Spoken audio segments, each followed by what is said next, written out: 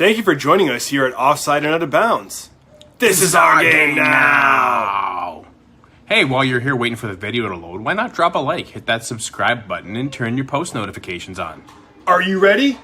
I'm ready. Are you ready? I'm ready. Are you guys ready? Let's go! All right, Junior, welcome to a special edition of Bets, but also the Champions League preview of the final that's happening this weekend. So I'm Adam, and I'm always joined by Junior. So, Junior, are you ready? Let's go! Okay, Junior, we are looking at a very interesting Champions League final here with two English Premier League teams matching up head-to-head in the final. So we have Man City, who's looking for their first win, and then Chelsea, who has won one time before and come on strong as of late. This game looks to be very, very exciting. Any initial thoughts before we get into our deck here? Yeah, for sure. So definitely exciting. This is only the third time it's been an all-English matchup in Champions. I think it was 71-72. That was Spurs-Wolves. Spurs won the game. And then 07-08, I'm sure a lot of people were on Man U that year, and they did beat the aforementioned Chelsea. Yes. So nice to see an all-English matchup. Two pretty quality sides here. We're kind of set for a revenge game too. So there's a lot of storylines going on.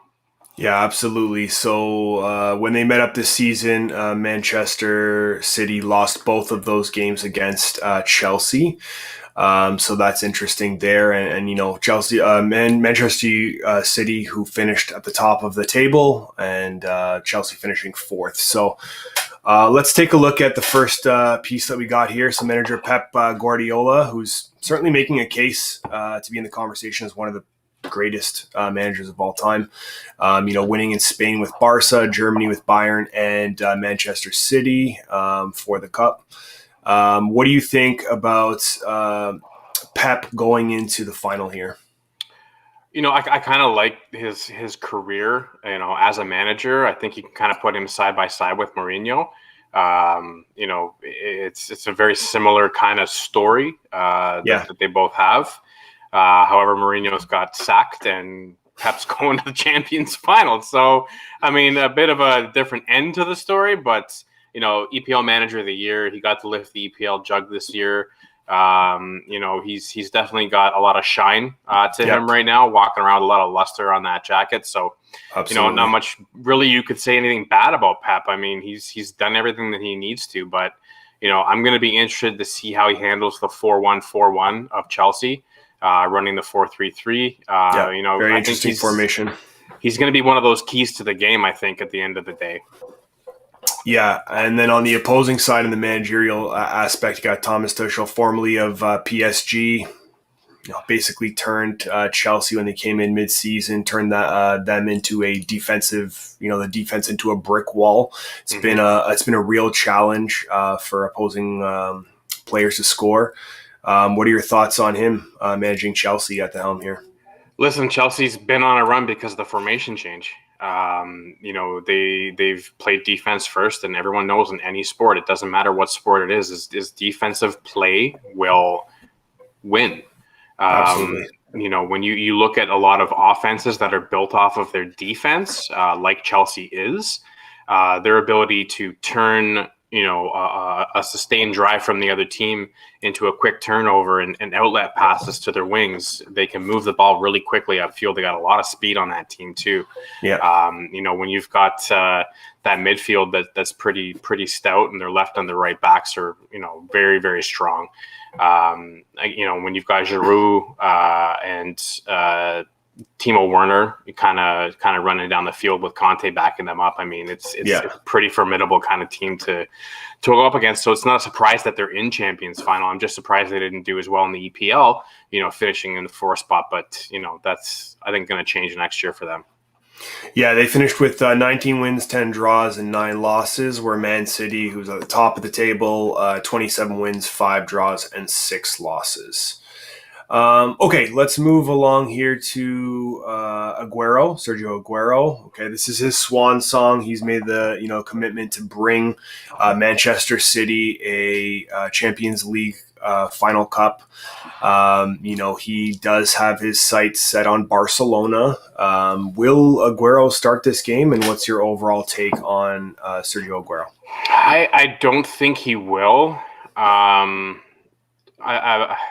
There's so many different kind of points to consider in this game. I think that City's going to kind of reserve him and, kind of look at some other options just to start the game. Keep Aguero fresh and try and get him in. Yeah. Depending on how things go towards the end of the first half, or if they're up, then he'll probably just get that clap, come on in the last few minutes to take your rounds. But yeah. It definitely doesn't seem like, I think it's the strategy that Pep's going to take in terms of tossing him out there on the start. And we know that he's kind of looking at Barcelona. Do you think that's kind of a done deal already, and that's kind of a set piece for him? I think that's in the bag. I think it won't come that far after the end of this game. I think transfer window's opening up. You've got Euros coming up in a couple of weeks. I think it'll be a pretty quick transition for Aguero. Okay. All right, let's take a look at breaking down Manchester City a little bit. So, you got Kevin De Bruyne pulling the strings in the midfield. You mentioned him. Wing play from Sterling and Riyad Mahrez will be tough to cope with for Chelsea. These guys are a powerhouse team. They have the ability to command the football. Mm-hmm. What do you think are their top strengths, and then maybe some weaknesses where Chelsea might be able to expose? Well, Chelsea's exposed their formation quite a bit and quite handily in the last few games. I think for me, City needs huge contributions from De Bruyne. He's going to control that midfield, but he's got to be on that next level, I think, when it comes down to it for this game. And then I think, the addition of Aguero, when he comes in, he's going to have to make an impact pretty quickly for City. But, the one thing you have to look at with City is, their offense was very stout. 83 goals for, 32 conceded. Pretty ridiculous when you're talking about averaging almost 4 goals a game. Whereas you look at Chelsea, they potted 58 and they conceded 36. So again, low scoring games kind of goes against everything. Mm-hmm. City over the last 6 games, if we want to kind of shorten the horizon look, 16 goals in their last 6, and 6 out of 6 they went over the 1.5, where Chelsea's only had 7 goals in the last 6 games, and only 4 to 6 times they went over that 1.5 mark. So, you're looking at a completely contrasting styles here. So, at the end of the day, when we break down the 3 keys to what's going to happen here in terms of what we think are the biggest issues that are going to face each of these teams, I don't think that offense is going to be one for City. I think that the offensive prowess, I think for Chelsea might be a bit of an issue. With guys like Giroud and Timo Werner. Timo Werner, I don't think, has been in a game as big as this. I mean, he played pretty well in Euro, and there was another tournament he was in too, but he played pretty well. Got the golden boot for the tournament, but I think this is a big game. And I think it's going to be the midfield and back is going to be what decides the winner here. Okay. What about, you mentioned transfer window? What are some transfers, some opportunities that Manchester City is going to have going into that window? There's one big one. It's that right there. It's King Kane. Everything that I'm hearing is pointing towards Kane going to City. Now, the one thing that the City might need is that guy up front. With Aguero leaving, I think him and De Bruyne together would be absolute magic. And I don't want to say it's pretty much all but done, but I think this is pretty close. It's pretty close. Okay. All right. Let's take a look at Chelsea. Tuchel, we mentioned, coming from PSG. He's really transformed this team coming in, mid-season. Their goalie, Mendy, has been a great signing coming from the French league. Almost quit a few years back, and now he's in the Champions League final. A couple other questions here. Does the American Christian Pulisic start? Pulisic probably. There's three guys there on that right wing that they're going to consider. Pusilic's one, Mount's the other, and Azpilicueta. Those are the three guys that they're going to kind of look on that wing spot. That kind of ties into actually the first key of this game. We might as well jump into it. It's going to be that Chelsea right wing versus the Man City left back. So that's that Zinchenko, Mendy, and Cancelo against Pulisic, Mount, and Azpilicueta. That's going to be one of the huge impacts of this game. So if that right back isn't going to be able to, the left back can't keep up with that right wing, then Chelsea's just going to be able to get into that defensive zone, get into the box, and get chances from within. Yeah. But if they go with Zinchenko, who can kind of keep up with those guys and kind of hold his own, but he's very mild-tempered, meaning you can push him pretty quick. I don't think he'll go Zizou like Zidane crazy, but you can get under his skin pretty quickly. So it's going to depend on how many cards they're going to pull out of him before he gets kind of yanked. I certainly hope someone doesn't get headbutted in the chest.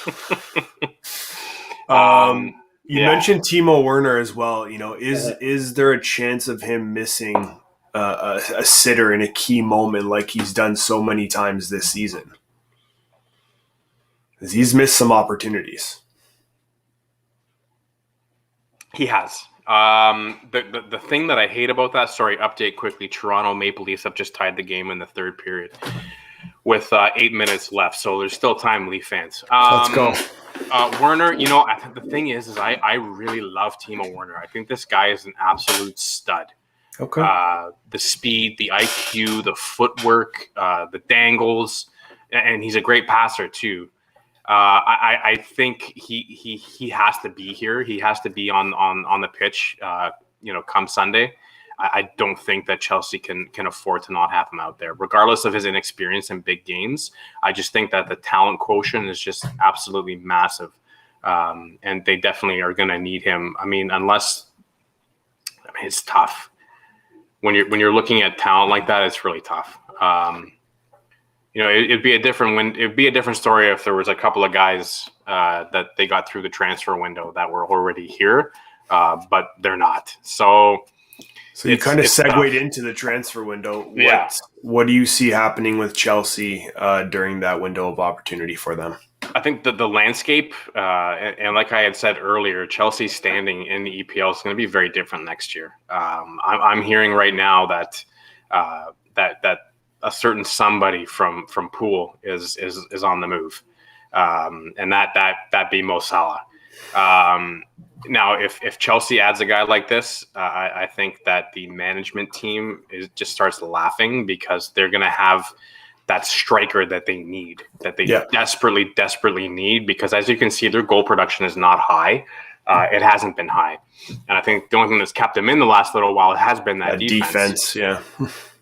And the other guy that is kind of out there right now actually just won Serie A, and that's Romelu Lukaku. Absolutely phenomenal striker. So you add one of these guys, but what I'm hearing on Lukaku is that he just won the Serie A title, so he's kind of in that celebration mode. So I don't know if I think they have spoken to him. I think the conversation is open. But the odds of them landing a Lukaku and a Salah, I don't know. Those are some heavy price tags. Well, yeah, Lukaku, you're looking at 105 million in the transfer window. So that's not jump change. But it's going to be a different landscape in the EPL next year for sure. Okay. All right, let's talk about the matchup that's coming up. Ultimately, when these two teams hit the pitch, who's going to have that edge and who's going to take this cup home? Well, for me, there's three keys to this game. The first key was the right wing of Chelsea against Man City's left back. The second key to this game is going to be Conte and De Bruyne. How well each of these guys are going to control the respective half of their field, and how they're going to command their troops. In that matchup, I'm not gonna lie, I like De Bruyne a bit more than Conte. I think that De Bruyne just has a bit more skill, a little bit more of an uptick there. And then the third one is, I think one of the more important ones is Pep going to beat himself? Is Pep going to overthink strategy? Is Pep going to make changes too quick? I mean, I think that could be a huge kind of issue in this game that people are going to look back on and say, even after that first substitution, who's going to pull the trigger first? Is it going to be Pep or Tuchel? So, and how are you going to kind of combat that substitution? So there's a lot of things that go into this, but I think those are the three most important. When you look at their head to head over the last, 3 years, Chelsea's 4 in, City's 3 in, and they got 1 draw. Chelsea did take the home and home this year, but this game's in Porto, so it's no one's home field. This is the big dance, right? This is the big game. This is for all the marbles. It's going to be a new space for each team, so no one's going to feel that comfortable more than the other. From a betting perspective, what is the betting line matchup like with these two teams? I think, I just want to get I want to pull up some odds that are a little more concurrent, because everything I was looking at, it's been, a few days old. But let me see here. Sorry, give me a quick second. One other thing that we didn't touch on was Manchester.